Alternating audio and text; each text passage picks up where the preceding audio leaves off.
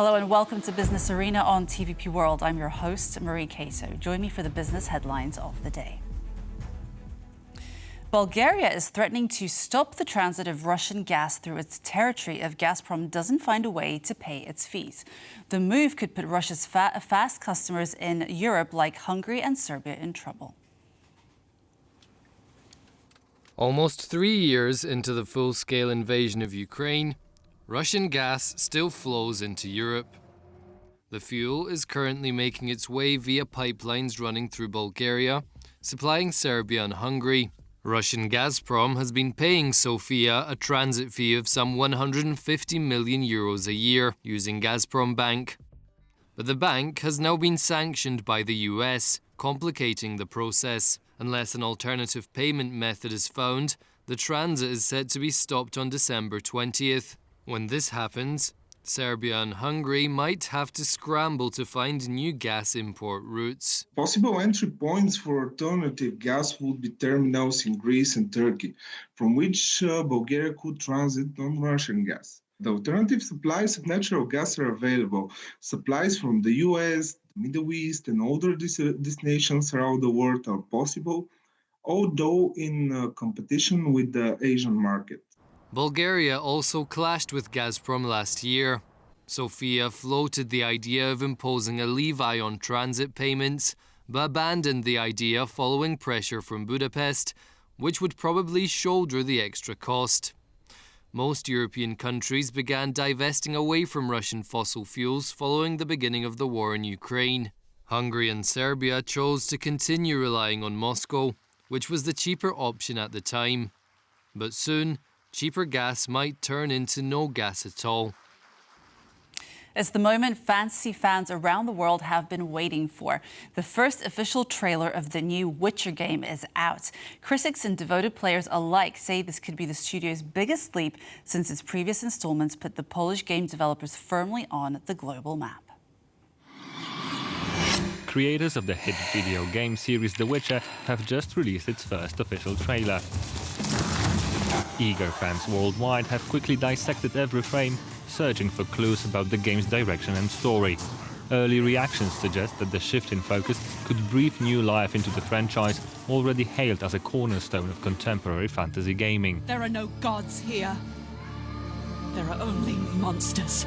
Behind this hotly anticipated release stands CD Projekt, a Warsaw-based powerhouse known for its narrative-rich blockbusters like The Witcher trilogy and Cyberpunk 2077. Founded in the 1990s, the firm began by distributing foreign titles before building its own reputation through immersive, story-driven role-playing games. Over time, it earned a loyal international following, helped elevate Poland to a serious contender in the world of gaming, and demonstrated how a compelling mix of literary roots, cutting-edge technology and player-driven storytelling can shape an international entertainment phenomenon. By May 2023, the developer announced that games from the first Witcher saga sold a combined 75 million copies, with The Witcher 3 Wild Hunt alone surpassing 50 million units. CD Projekt is also listed on the Warsaw Stock Exchange and forms part of the WIG20 index. Products like the Witcher 4 game are proof that there are parts of the Polish economy that are working well. But after the news, we're going to dive into the avenues of those parts that necessarily aren't. A hint for you, they involve cuts or lack thereof. Stay with us for the bottom line coming up right after the news. And now a couple of troubling developments from Germany. Evonik Industries, one of the biggest chemical companies in Germany, is planning to fire around a fifth of its workforce as a part of a sweeping restructuring effort, the biggest in its history. Evonik has struggled lately with high production costs and weak demand, both problems deepened by rising inflation. Germany's chemical industry, which experienced a difficult 2023, continues to grapple with these challenges. Despite the setbacks, Evonik remains optimistic about increasing its operating profit this year. Known for its diverse product range, from animal feed additives to components for the Pfizer and BioNTech's COVID-19 vaccine, the company is restructuring to focus on high-performing segments like specialty additives and sustainable materials. German exports in October slumped to their lowest level in 31 months, dashing hopes for a quick industrial recovery. Analysts point to the underlying issues which require structural reforms. Another disappointing month for the EU's biggest economy. In October, Germany exported nearly 125 billion euros worth of goods, its lowest level in more than 31 months. This is a 2.8% drop compared to September and was higher than analysts expected. This left the trade balance, the gap between exports and imports, at 13.4 billion euros, the lowest in nearly 2 years. The decline is reflected in weaker demand from key export markets.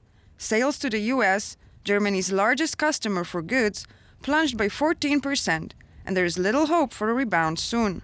Re-election of Trump and having announced tariffs that he might levy once he's in office in February.